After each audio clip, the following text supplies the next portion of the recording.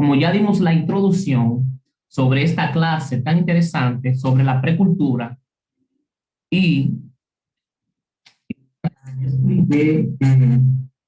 disculpen, la introducción sobre esta clase tan interesante sobre la precultura y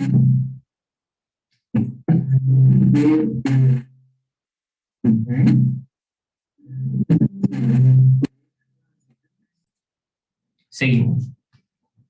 Repito, el tema de esta noche que le hemos puesto es comunicando una fe aún no existente, lo que estamos viendo la precultura, antes de formarse la cultura hebrea.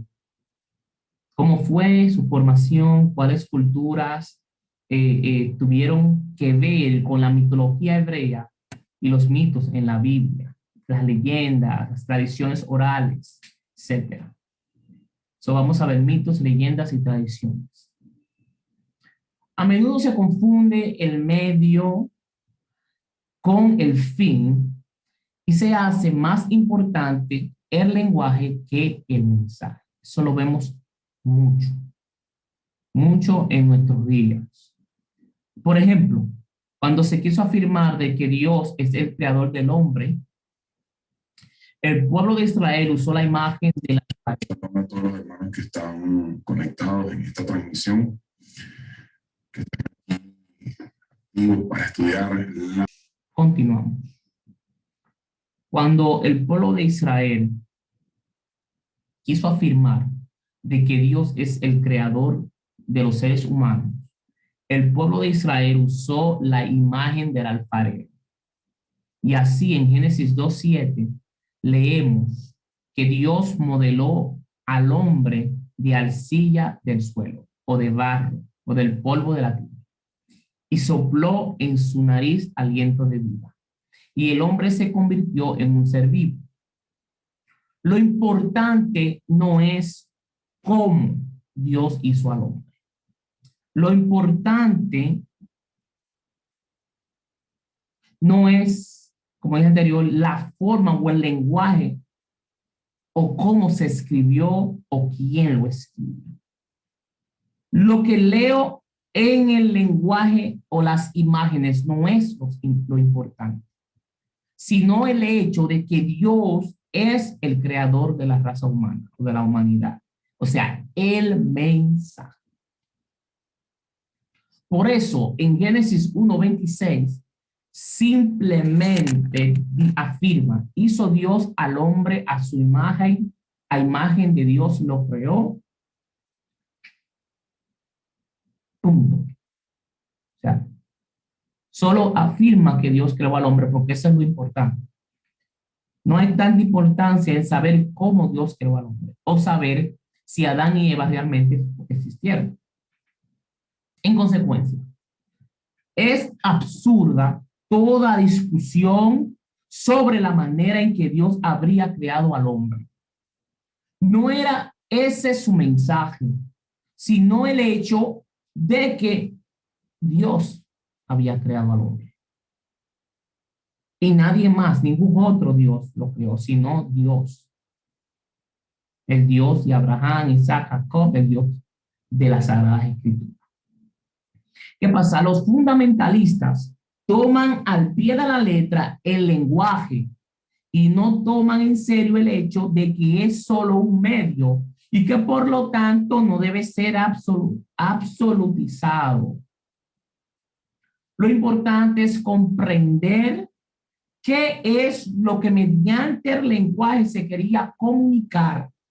Por eso es necesario tener un mínimo de familiaridad con la manera de pensar, con las imágenes y el vocabulario, y con la manera de entender del hombre y al mundo del tiempo de los autores de los escritos bíblicos.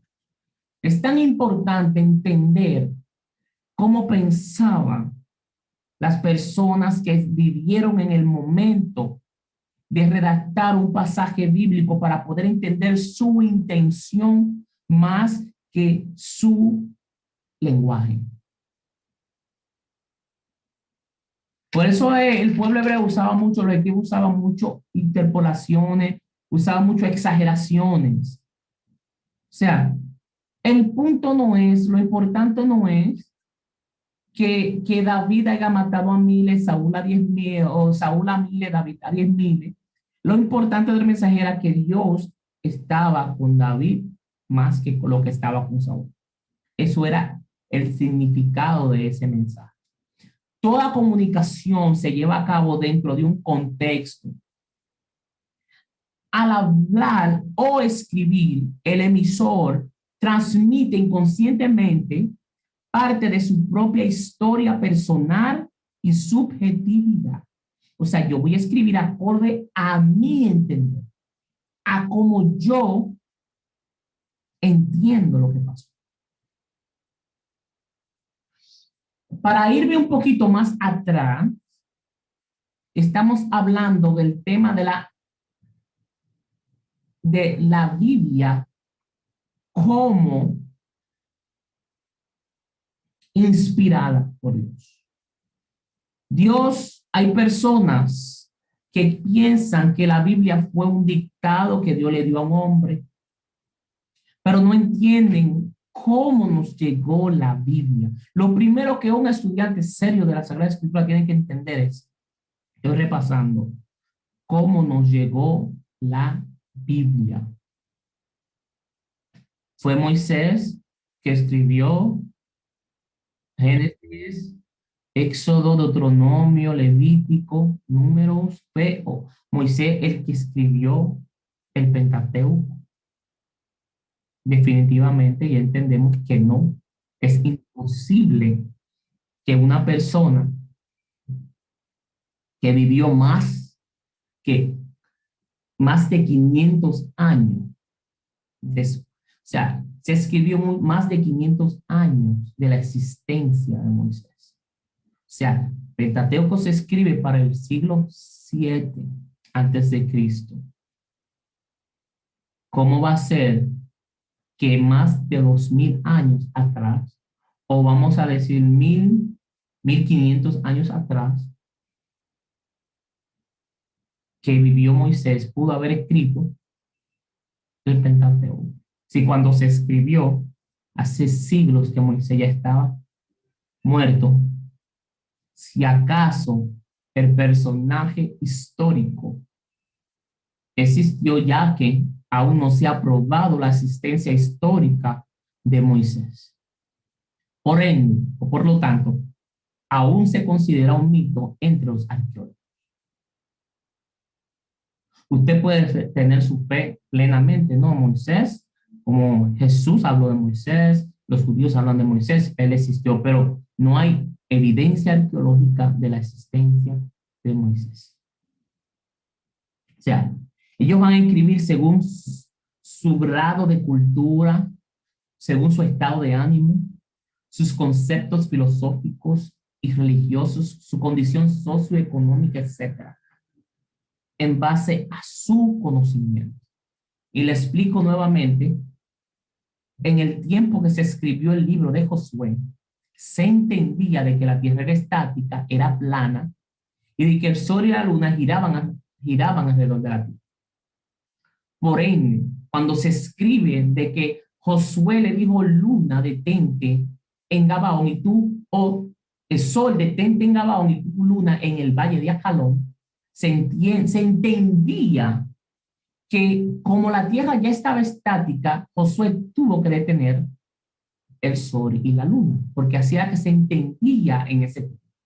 Nosotros hoy entendemos que no es así. Y muchos otros casos. Ellos hablan acorde al conocimiento que ellos tenían de la cultura y el estado sociocultural donde ellos vivían, en el tiempo y en el momento donde ellos vivían. O sea, el que habla o escribe lo hará desde su punto de vista. Y si es algo que recibió antes, lo modificará.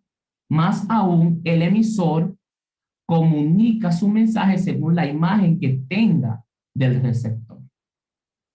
Imagínese usted a una persona, imagínese usted a un soldado romano escribiendo sobre Jesús. Y el por qué fue clavado en la cruz, básicamente va a escribir que este Jesús, este llamado Jesús, era un rebelde judío.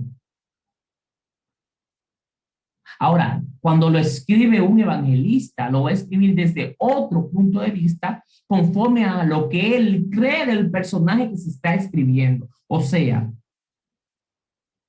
conforme a su prejuicio. Lo que se comunica en los escritos bíblicos no es tanto qué pasó, sino la importancia o significación de lo que pasó. No tanto el hecho mismo como su interpretación. Y por eso se comunica, porque era importante y significativo para quien lo escribió. La mayoría de los escritos de la Biblia son el resultado de una repetición a lo largo de cierto tiempo. Ya hablamos de la tradición oral. Se podrá comprender por qué el mensaje fue sufriendo modificaciones.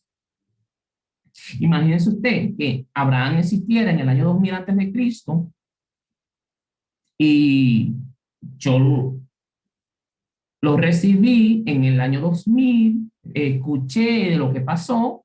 Ya desde que yo escuché que otro me lo dijo, ya va cambiando un poco el mensaje. Yo se lo repito a alguien, otro me lo repite a otro, pasan 100 años, pasan 200 años, pasan 300, pasan 400 años.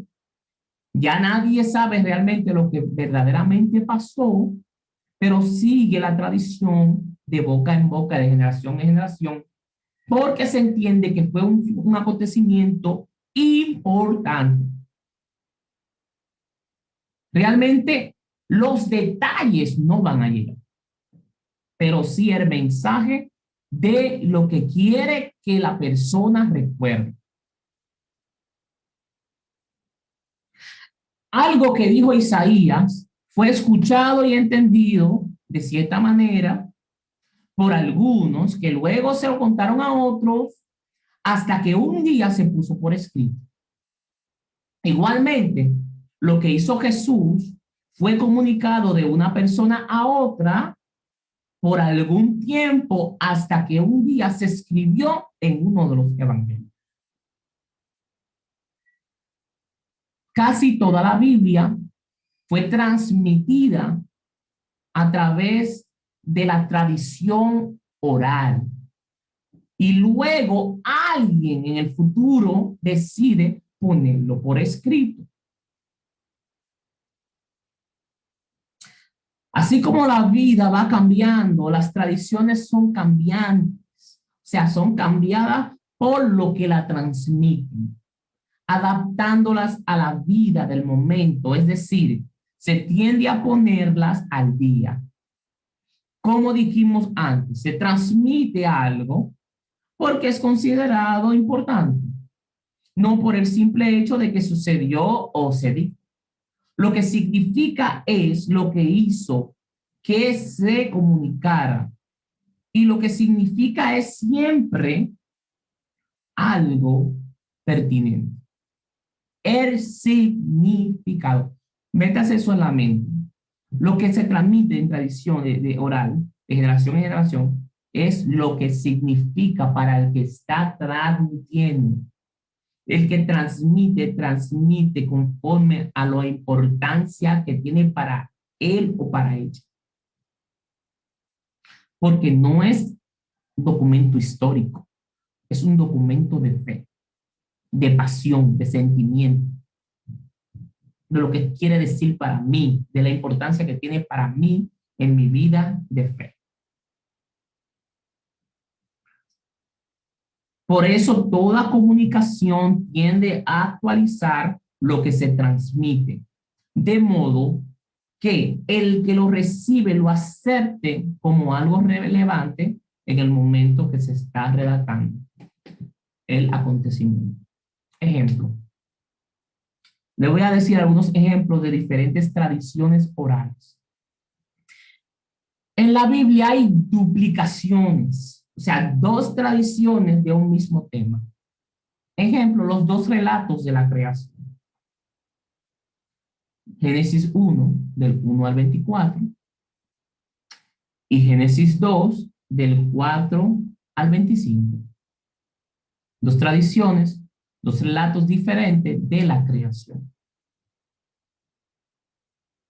La razón por la que se colocan los dos relatos es porque son tradiciones y el escritor está de acuerdo con las tradiciones, no puede quitar ninguna, porque una como la otra son tradiciones. Una es tradición del norte y otra es tradición del sur, una de Judá y otra de Israel. El Salmo 53 se repite en el Salmo 14. Otro ejemplo son cuando hay puntos de vista diferentes sobre un mismo tema. O sea, en la Biblia, 2 o 3 relatos y cada uno tiene un punto de vista diferente al tema. Ejemplo, Primera de Samuel 9, del 1 al 10, el capítulo 16, 11. Es un relato que habla de la institución de la monarquía y habla favorable a ella, o sea, a favor de la monarquía. Mientras que en Primera de Samuel 8, del 1 al 22, capítulo 10, versículo 17 al 27, dice lo contrario, habla en contra de la monarquía y su institución. Son dos tradiciones con dos interpretaciones totalmente diferentes del mismo hecho. Pero profesor, maestro, ¿y la Biblia se contradice? Pero ya ustedes entienden de que son 66 libros o 72, depende de la Biblia que usted tenga, diferentes, totalmente uno del otro, escritos por separado, cada cual pensando y escribiendo acorde a su contexto cultural. Claro que vas a encontrar contradicciones. Y si aún no lo crees, léete el libro que es gratis en PDF, lo puedes encontrar en Google, en PDF, 101 contradicciones de la Biblia.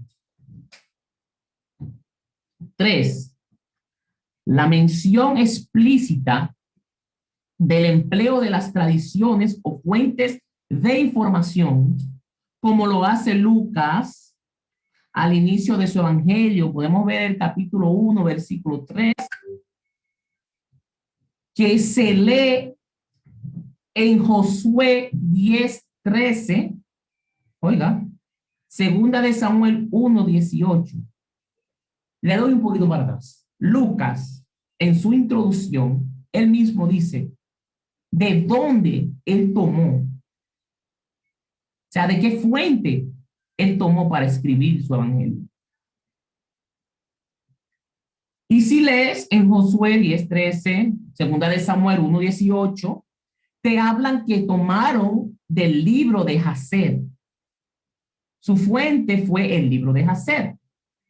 En Segundas de Crónicas, capítulo 20, versículo 34, te dice que la fuente fue el libro de los reyes de Israel o la crónica de los reyes de Israel. O sea, en la misma Biblia hay muchos pasajes, muchos libros que te dicen de dónde fue su fuente, que usaron fuentes diferentes para ello escribir. Cuarta cosa de la que vamos a tratar es la falta del orden lógico que ocasionalmente encontramos en la Biblia. Falta del orden lógico. Ejemplo, Génesis 17, 25. Dice que Ismael ya era un muchacho de 13 años al ser circuncidado. Pero 4 capítulos más tarde, en 21:14 de Génesis, el mismo Ismael resulta ser un niño que tiene que ser cargado por su madre. Vemos tradiciones diferentes escribiendo sobre un mismo relato. Una tradición escribió que Josué, este muchachito, Ismael, tenía 13 años cuando fue circuncidado. 4 capítulos más tarde, más adelante, se escribe que él era un niño que tenía que ser cargado por su madre para ser circuncidado. Otra cosa, la número 5, que nos da a entender las diferentes tradiciones en la Biblia, es la presencia de anacronismos, que son resultado de actualizaciones de antiguas tradiciones. ¿Qué es un anacronismo? Es cuando tú mencionas algo en un relato que no entra, no cabe en el tiempo. Por ejemplo, Génesis 4, Caín y Abel aparecen como agricultor y pastor. Versículo 2, no como nómadas. Cuando Caín y Abel, ellos eran nómadas. No existía la agricultura, no existía el pastorado. Y sus vidas se sitúan junto con la existencia de otros pueblos. Versículo 14. ¿Cómo es posible si son hijos de Adán y Eva y recién empezaba la raza humana? Esto se comprende si se toma conciencia de que el relato que poseemos proviene de una época cuando Israel ya no vivía como nómada, sino que ya estaban bien establecidos en Palestina después del exilio de Babilonia en el año 7 antes de Cristo. O sea, en el año 700 antes de Cristo, el siglo 7. William, ¿tienes una pregunta?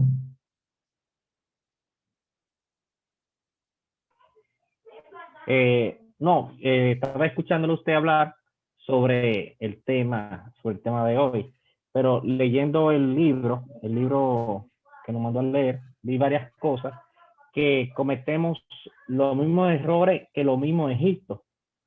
Y escúchame que me voy a salir un poquito del tema. Veo que siempre los faraones se ponían nombre con los dioses que supuestamente ellos eran. El poder o el ego era tan grande que se asociaban que ellos mismos eran dioses. Y actualmente sucede en las iglesias. Hay personas que están en altar y todo, que hablan de Dios y todo, pero en un momento como que se transporta que ellos son Dios.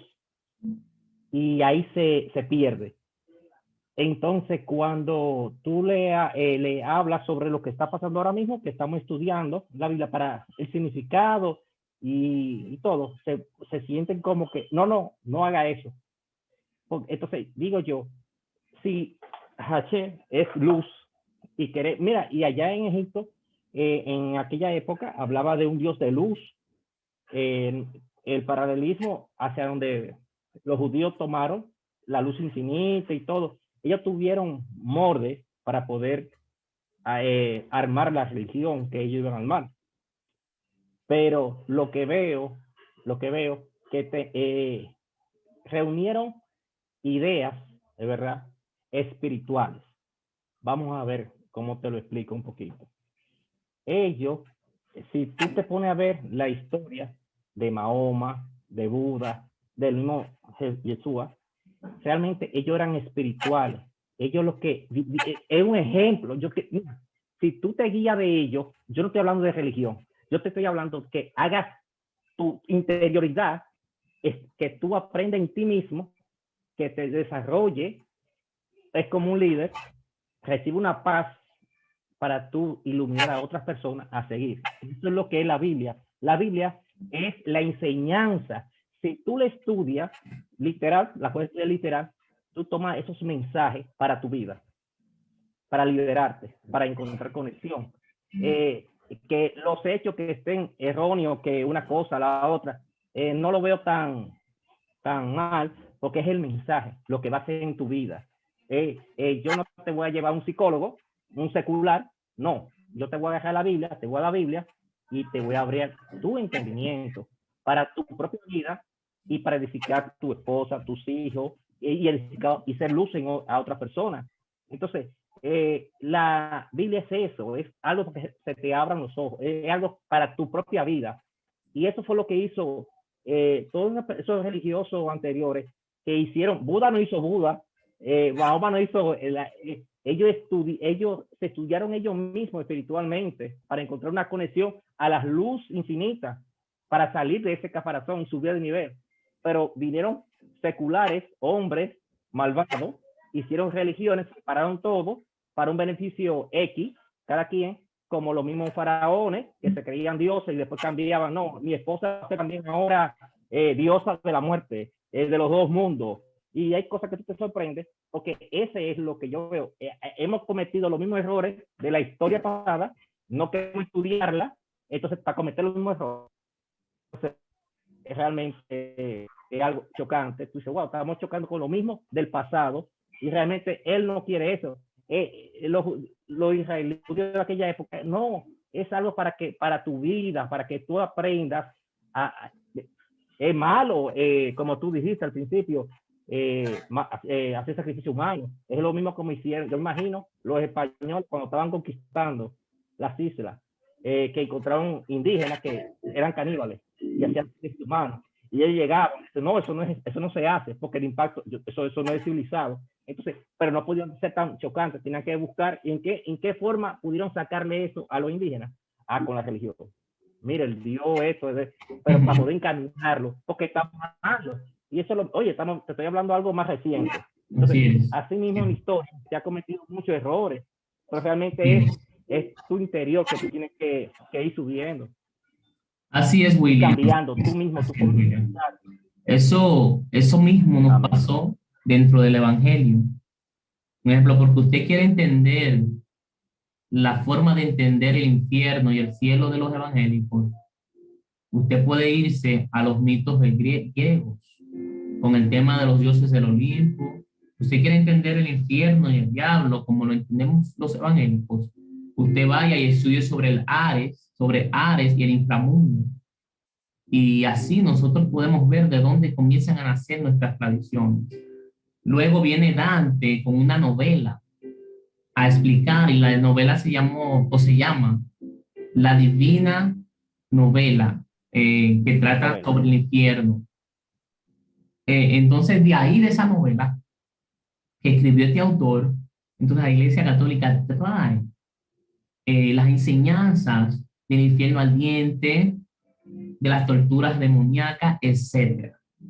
No olvidemos que el que puso por escrito las tradiciones también las alteró. O sea, no solo escribiendo su propio estilo, sino también según su manera de entender esas tradiciones y según lo que con ellas quería comunicar.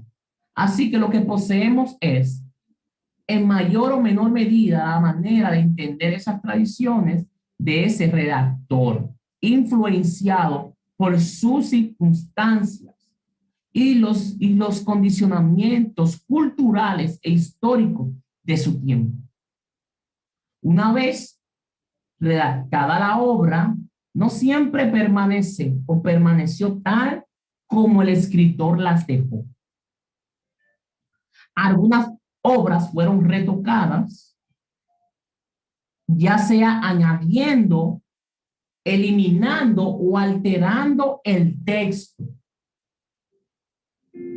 Así, por ejemplo, en el prólogo del Evangelio de Juan, en el capítulo 1, versículos 6 al 8 y capítulo 1, versículo 15, se introdujeron referencias a Juan el Bautista. Esas referencias no existen en las copias antiguas del griego en que se escribió este evangelio. También se le añadió todo el capítulo 21. O sea, escriba ahí, el capítulo 21 de Juan no existe en los textos antiguos. Originalmente, Juan concluía en el capítulo 20, verso 30. O sea que el capítulo 21 de Juan entero no es Biblia. No es Biblia. En el capítulo 4 de Juan, alguien le introdujo el versículo 2. El versículo 2 apúntelo, del capítulo 4 de Juan, no está en las copias antiguas de los escritos. Ese versículo del capítulo 4 de Juan se le agregó más adelante. El versículo 2 no es Biblia. Génesis es el resultado de un proceso lento y complicado de composición que va desde el siglo X hasta el siglo V antes de Cristo. Entonces, si Génesis dice el escritor de la Biblia sin mitos, es un conjunto que se compuso entre el siglo X al V, entre 500 años para componerse este libro de Génesis. Pero ¿qué pasa? Abraham existió, los patriarcas existieron entre el siglo, en el año 2000 antes de Cristo al año 1500 antes de Cristo. Por lo menos 500 años antes de que se escribiera el libro de Génesis. ¿Dónde estaba Moisés? Los salmos que se refieren a la época del exilio no pueden haber sido compuestos por David. Aunque usted vea que diga Salmo de David, esos títulos se agregaron en referencia a la persona de que habla el escrito. No todos esos salmos que dicen Salmo de David son de David. ¿Por qué? Porque estos salmos que se escribieron para el tiempo del exilio, compuestos 4 siglos antes de David, no pueden ser compuestos por David. Salmo 44, versículo 12. Es un ejemplo. Quiero que sepan algo. Poner en duda la identidad del escritor no es poner en duda la inspiración del autor. O sea, no importa quién escribió. Eso no pone en duda la inspiración de la escritura. Ya sea David, ya sea Lucas, ya sea Mario, ya sea Ángel, ya sea Miguel, cualquiera que haya escrito, aún aunque no sea el personaje que dice Moisés, no deja de ser inspirado. No tiene nada que ver la inspiración con el redactor del escrito. O sea, no importa quién fue el autor. Al final de cuentas, interesa saber quién fue el autor literario o incluso intelectual de un determinado escrito. No es más importante el contenido del mismo. Aun si desconocemos la identidad de su auténtico autor, el valor de una obra se juzga por su contenido. Escuchen bien. Y no por la identidad de su autor. Los evangelios no le escribieron ningún discípulo de Jesús. Fue tradiciones orales que luego alguien lo pone por escrito y se le da un seudónimo. Vamos a hablar de los evangelios y su tiempo de escritura un poquito más adelante. El Antiguo Testamento o el Tanakh fueron escritos en hebreo, el idioma hablado en Israel después del exilio, siglo VII antes de Cristo. Desde el siglo III antes de Cristo se empezó a escribir preferiblemente en griego, pues este había pasado a ser el idioma predominante después de la conquista de Alejandro Magno en el año 300 antes de Cristo. El evangelio más antiguo, ahora voy a hablar de los evangelios, el evangelio más antiguo, ¿ustedes saben cuál es? Díganme, ¿cuál es el evangelio más antiguo?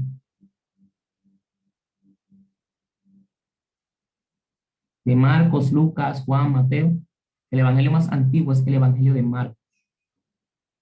El evangelio de Marcos se escribe en el año 50, 51 después de Cristo.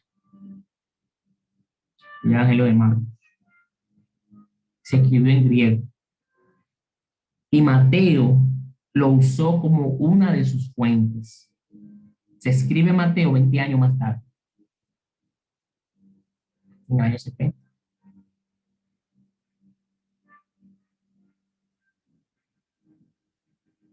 Porque Marcos se escribe en el año 70, Marcos se escribe en el año 70 y más tarde, entre el año 80, se escribe el Evangelio de Mateo. El Evangelio de Lucas y el de Mateo se escribieron más o menos para el mismo tiempo. Y los dos evangelistas usaron a Marcos como referencia. En el año 70 se escribe Marcos, pero en el año 50 ya existían todos los escritos paulinos. O sea, se escriben las epístolas y las cartas paulinas y 20 años más tarde se comienza a escribir un evangelio, tomando en cuenta lo ya escrito por el apóstol Pablo y sus discípulos. O sea, no crea usted que los evangelios se escribieron primero que la carta paulina, que el libro de los Hechos. Primero se escribieron los escritos paulinos. Primera carta escrita en el año 50, Primera de Tesalonicenses, 51. O última carta escrita fue Segunda de Tesalonicenses. Luego 20 años más tarde se comienza a escribir un evangelio. Por eso es que hay tanta influencia en los evangelios de lo que ya el apóstol Pablo había escrito. El que no puede entender estas cosas no va a entender los evangelios. El que no puede entender que primero escribió Pablo y 20 años más tarde se comienza a redactar un evangelio, que es el Evangelio de Marcos, usando tradiciones y usando lo ya escrito por el apóstol Pablo. Muchas de las cosas que ustedes escuchan en los labios de Jesús, no lo dijo Jesús. No las dijo Jesús. Ya dijimos que cuando usted escucha en los labios de Jesús decir, tres son los que dan testimonio, de los labios del apóstol Pablo, de Jesús decir, bauticen en el nombre del Padre y del Espíritu Santo. Eso no es original, eso no está en las copias antiguas, eso se agregó más tarde. Eso no pertenece a la Biblia. Cuando dicen tres son los que dan testimonio, el Padre, el Verbo, la sangre, whatever, eso no es bíblico. Eso se añadió más adelante. Esas cosas hay que entenderlas.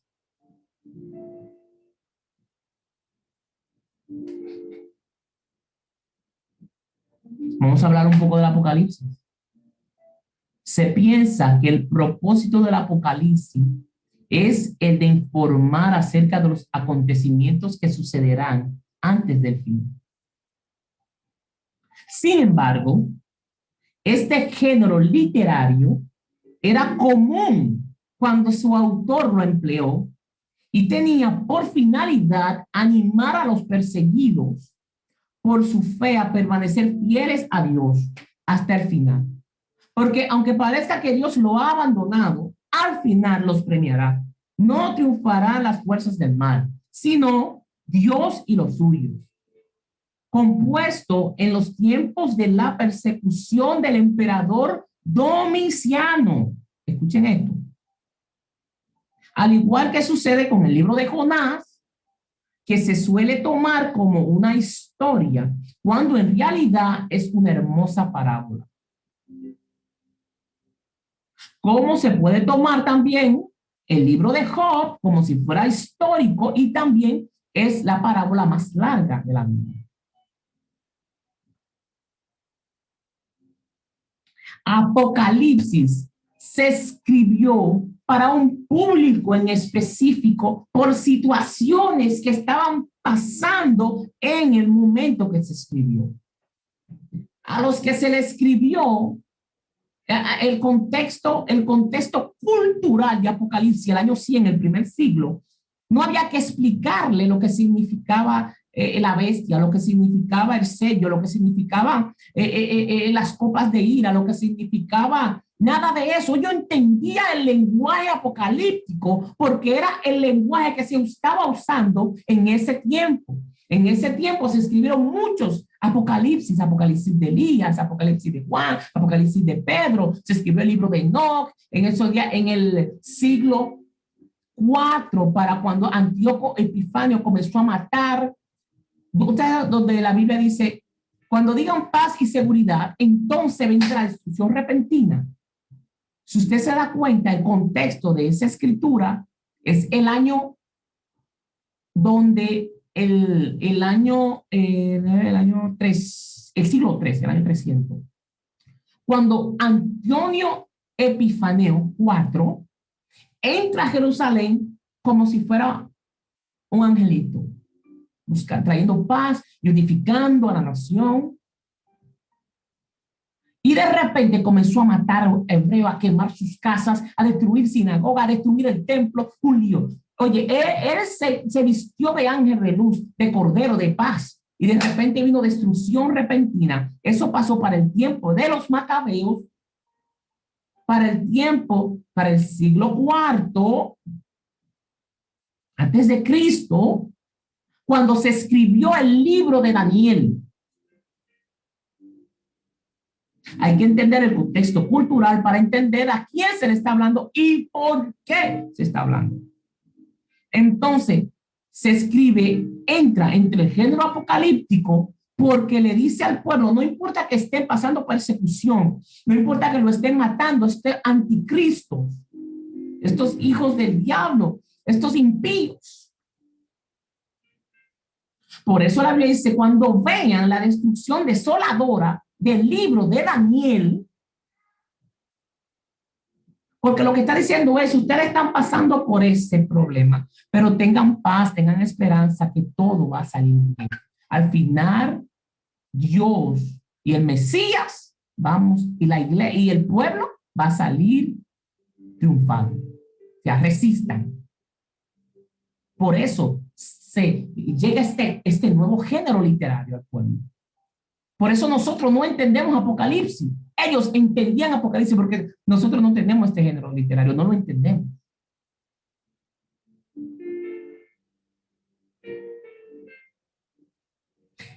Si quieres saber más sobre Apocalipsis, apunte de la página 70 a la 72 del libro.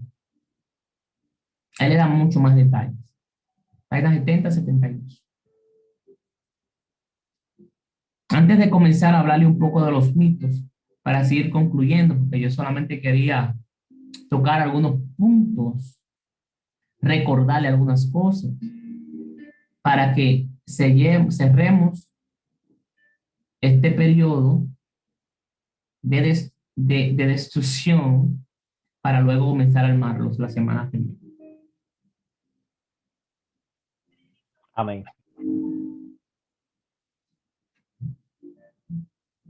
Hasta ahora, dudas, preguntas, comentarios.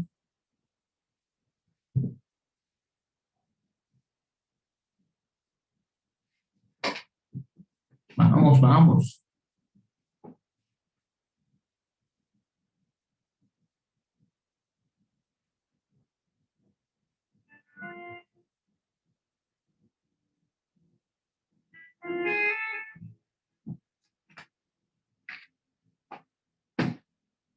Ok, vamos a concluir entonces hablándole de lo que ya hemos hablado sobre los mitos.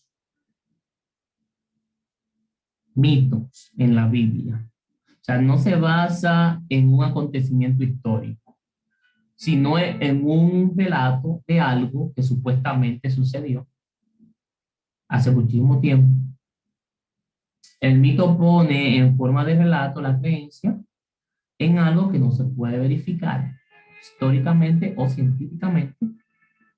La finalidad del mito es explicar o situar el origen de algo, o sea, del mundo, de una ciudad, del hombre, de una determinada costumbre o conducta, etc. Los 11 capítulos Los primeros 11 capítulos del Génesis, por ejemplo, son una colección de mitos. Y ya que nosotros estamos concluyendo esta clase, este tema, hoy, yo quiero que ustedes investiguen sobre los mitos y la Biblia. O sea, mitología. Yo creo que ustedes me escriban esta semana, me envíen algo sobre la mitología y su influencia sobre la formación de la Biblia. Hemos hablado de los mitos persas. O sea, antes de que Ciro el persa entrara con la religión Zoroastro, trayera la religión Zoroastro, que trajo el monoteísmo, la creencia en los ángeles, en los demonios. Luego tenemos los mitos de Babilonia sobre la mortalidad, la inmortalidad del alma. Tenemos los mitos griegos sobre el Ares, sobre el infierno, sobre el cielo que es el Olimpo. Tenemos los mitos persas, fenicios, cananeos. Ya nosotros vimos sobre las leyes de Hammurabi. Cuando ustedes leen las leyes de Hammurabi, Hammurabi fue un rey babilónico que vivió aproximadamente 1500 años antes de Moisés. Y cuando usted lee los escritos de Hammurabi, básicamente usted lee Génesis, las leyes, todas las leyes de Génesis. Cuando usted lee el poema de Gilgamesh, usted va a ver, y los mitos egipcios, usted va a ver mucho de la mitología incluida en las escrituras. El tema de Adán y Eva. Este mito existe en muchas culturas, pero con diferentes nombres. Y este mito viene para explicar el origen del pecado. Lo importante no es el mito, sino el mensaje que esconde ese mito. Eso es lo importante. Lo que usted tiene que investigar es el mensaje detrás del mito. Sí, Yocasta.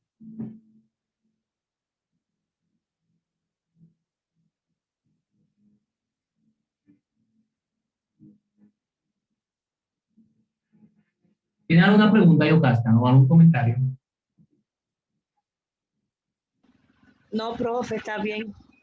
Ok, porque veo la mano levantada ahí.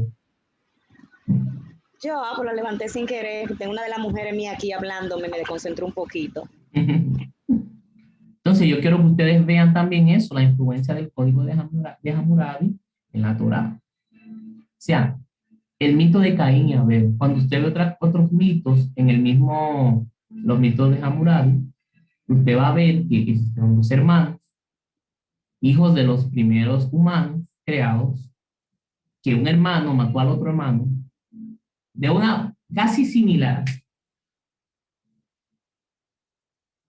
Cuando usted lee los mitos persas, usted en los mitos persas, en un poema, hay el poema de Gilgamesh, que es un poema persa. Usted lo puede buscar así mismo, el poema de Gilgamesh. Usted puede encontrar el primer Job. O sea, exactamente todo lo que dice el libro de Job, pero los nombres de los personajes cambian. Estamos hablando de aproximadamente 1500 años antes que existiera Moisés y los patriarcas. O sea, son cosas que pretendemos con conocer esto. No es que su fe mengue y usted diga, no, pero la Biblia está llena de mitos y de tradiciones que realmente no sabemos exactamente qué fue lo que pasó. Lo que nosotros tenemos que tener en cuenta es la importancia del mensaje inspirado, no importando quién fue realmente la persona que lo escribió o su autor. Porque cuando nosotros hablamos de la inspiración, vamos a poner, bueno, la persona que le pasó el hecho, los redactores, ¿verdad? Que decían, mira, pasó tal cosa, y se lo decían a sus hijos. Ese redactor es el inspirado por Dios. O el segundo, o el tercero, ¿cuál fue inspirado? O el primero que lo puso por escrito, o el que lo modificó, o el que lo... ¿Cuál de todos estos redactores viene siendo el autor inspirado? La inspiración viene en el acontecimiento y en el hecho de la relevancia e importancia que tiene de revelarme a Dios.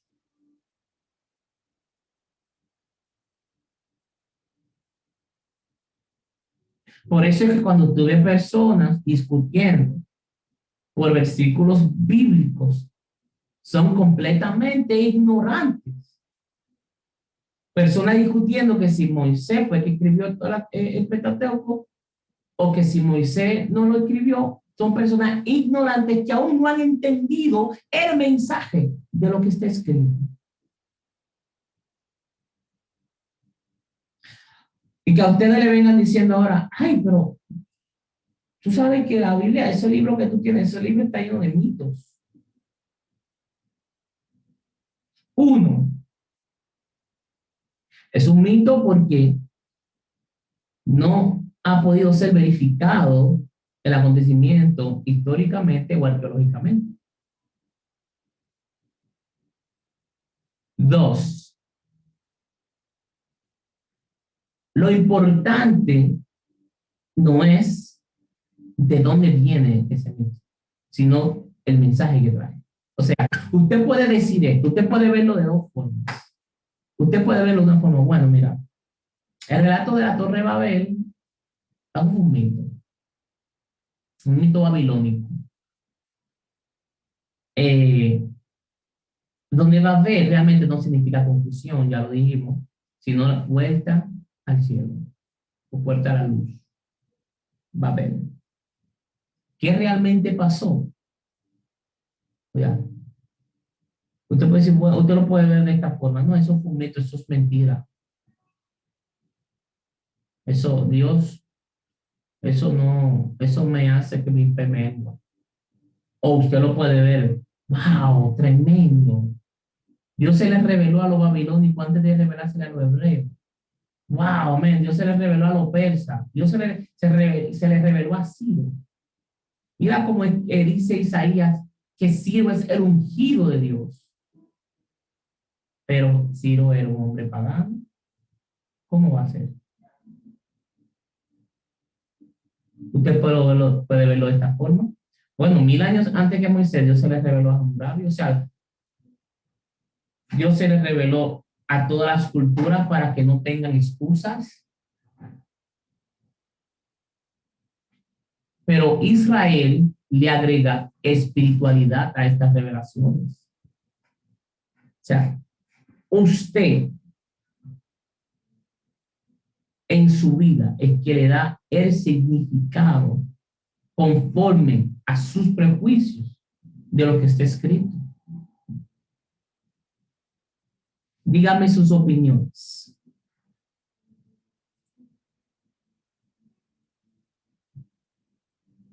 Ok, lo que hay que escribir es por lo menos 3 páginas, se lo voy a poner cortito, algo pequeñito, 3 páginas, que me hable sobre la mitología y su influencia sobre la formación de la Biblia. Y quiero su impresión sobre el libro La Biblia sin mitos. Quiero su impresión personal, su opinión.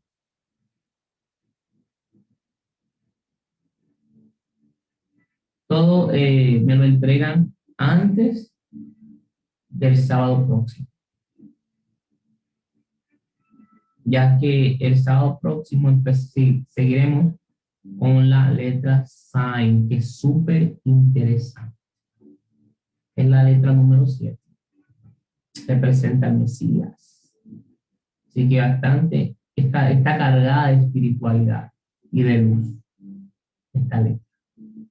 Ya la semana próxima, Dios mediante, Dios lo permite, vamos a seguir inyectando la espiritualidad y luz, agregar esa conexión con el infinito.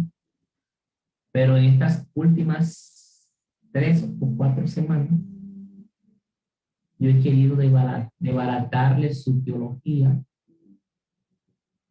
destruir su teología para que puedan desaprender, para que realmente puedan aprender. Así que les recomiendo que terminen de leer el libro. Terminen de leer el libro La Biblia sin mitos. Se los recomiendo a ustedes que le conviene.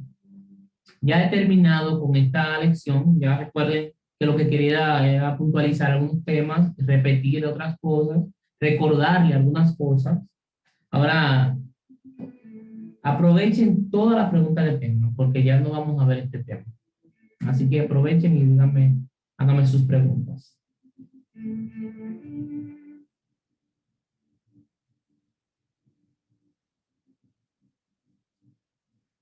Ay, Julian, yo he recomendado unos cuantos libros. Yo he recomendado unos cuantos libros ya. Mira, yo recomendé en esta clase que léese la Biblia sin mitos. Segundo, si usted quiere indagar un poco más en eso, usted puede buscar 101 mitos de la Biblia. Un libro que hay que leer es Jesús no dijo eso. Ahí usted va a ver todo lo que han puesto en la boca de Jesús, que Jesús realmente no lo dijo. Otro libro que yo recomiendo siempre es de Jesús griego versus de Jesús hebreo. Y hay muchos libros, sí, que yo recomiendo, pero estos son los más importantes. Hay un libro que les voy a recomendar, pero se lo voy a recomendar por el WhatsApp porque no lo tengo ahora mismo. Así que comiencen a hacer su librería personal. Y todos esos libros que usted tiene ahí, por ejemplo, yo tengo aquí mi biblioteca, y en mi biblioteca, como estaba comentando a los hermanos hoy, que hay algunos libros que yo voy a terminar quemando, porque realmente están ahí de más. Bueno, cosas que uno leía anteriormente, una revelación divina del infierno, una revelación divina del cielo. Hay libros ahí en mi biblioteca que yo lo voy a quemar porque no te lo voy a dar a nada. Y hay que comenzar a reestructurar sus bibliotecas, señores. ¿Alguna otra pregunta, comentario?